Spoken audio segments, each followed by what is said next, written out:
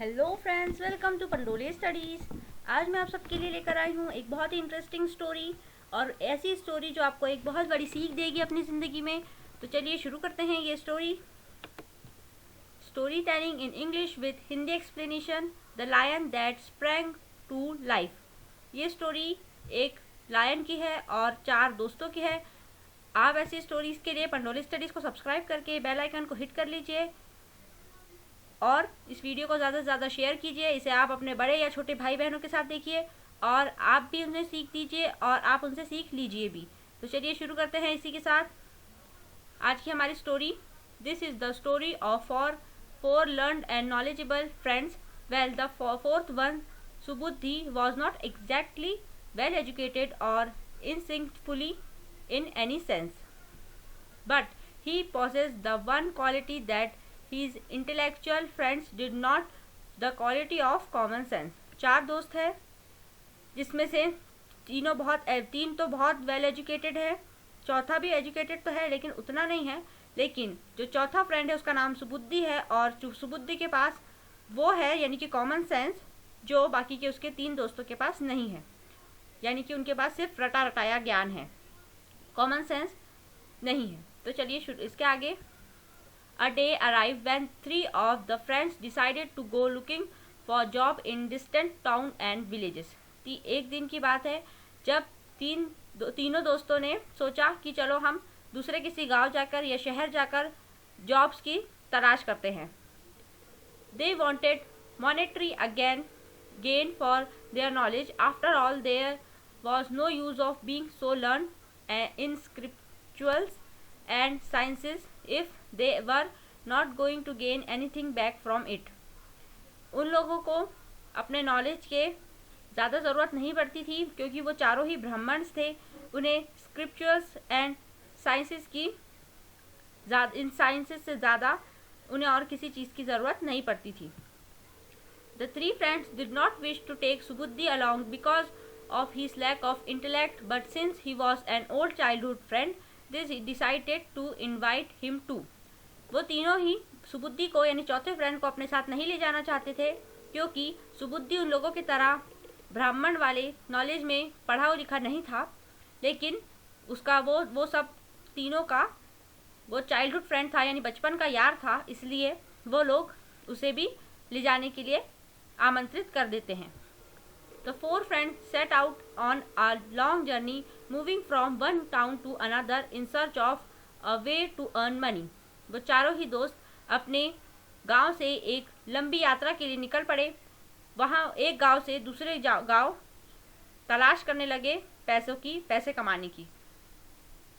While passing through a dense forest, they discover a bunch of bones laying under the tree। एक घने जंगल से पास करते वक्त उन लोगों को एक बहुत सारा हड्डियों का झुंड दिखा एक पेड़ के नीचे। They decided that a fine opportunity to display their power had represented itself। उन लोगों ने ये डिसाइड किया कि चलो हम इस हड्डियों के ढांचे को एकत्रित करते हैं और इससे क्या बनता है ये देखते हैं। The first friend used his skill to assemble the bones into a skeleton। जो पहला दोस्त था उसने उन हड्डियों को एक साथ जोड़कर एक स्केलेटन बना दिया यानी कि हड्डी का ढांचा बना दिया। When the skeleton was ready, the second friend chanted a mantra which lead to the formation of flesh and meat on the skeleton। जब स्केलेटन बन के तैयार हो गया यानी हड्डियों का ढांचा जब बन के तैयार हो गया, तब उनके दूसरे फ्रेंड ने एक मंत्र पढ़ा जिससे हड्डियों के ढांचों पर गोश्त की फ्लैश की एक परत फॉर्म हो गई। It looked like a lifeless lion, just as the third friend was about to end the show by bringing the lion back to life. The fourth friend stopped him. Subuddhi knew that once the ferocious lion was brought back to life, he would not spare them. मतलब ये है कि जो चौथा friend जब उसने उसमें flash लगा दिया तब वह एक लायन का पुतला लगने लगा। तो इसके तीसरे दोस्त ने सोचा कि चलो अब मैं इसमें जान फूंक देता हूँ और ख़त्म करता हूँ सारे कहानी। तब उसे सुबुद्धि ने यानी फोर्थ फ्रेंड ने रोका कि क्योंकि सुबुद्धि जानता था कि अगर लायन में जान आ गई तो वो खूंखार जानवर है लायन, वो इन सबको खा जाएगा, हम सबको खा जाएगा।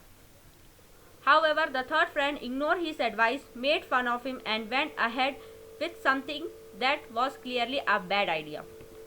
फिर भी जो थर्ड फ्रेंड था उसने सुबुद्धि के एडवाइस को इग्नोर कर दिया और उसका मजाक उड़ाया और उसकी बातों को उसकी बातों को इग्नोर करके एक बहुत ही रॉन्ग डिसीजन लिया। सुबुद्धि quickly climbed up a tree nearby to protect himself as the third friend began to chant, thereby bringing the lion back to life. जैसे ही उनका तीसरा दोस्त उस लायन के अंदर मंत्र पढ़ के आत्मा फूकने लगा, तब तुरंत ही सुबुद्धि जो था चौथा फ्रेंड जिसके पास कॉमन सेंस था, वो तुरंत ही एक पेड़ पर चढ़ गया खुद को बचाने के लिए शेर के खाने से।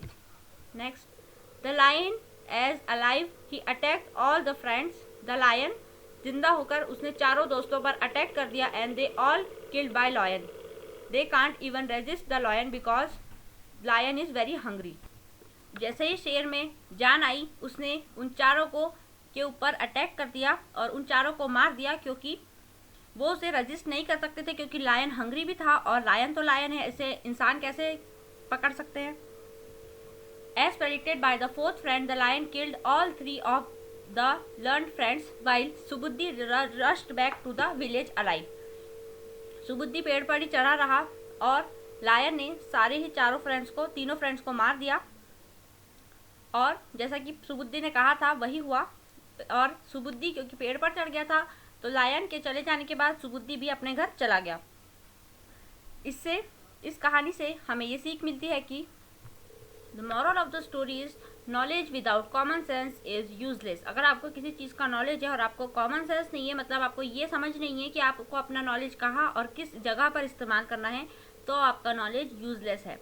तो इसी के साथ हमारा ये लेक्चर यहाँ पे ख़त्म होता है। ऐसे ही वीडियो लेक्चर्स के लिए आप पंडोली स्टडीज़ को सब्सक्राइब करके बेल आइकन को हिट कर दीजिए। इस वीडियो को ज़्यादा से ज़्यादा लाइक कीजिए, कमेंट्स कीजिए इस पर और शेयर कीजिए और सब्सक्राइब कर लीजिए पंडोली स्टडीज़ को। तो thank you for watching guys. Do like this video, comments on this video, share this video with your friends and subscribe to Pandoli studies. Thank you for watching.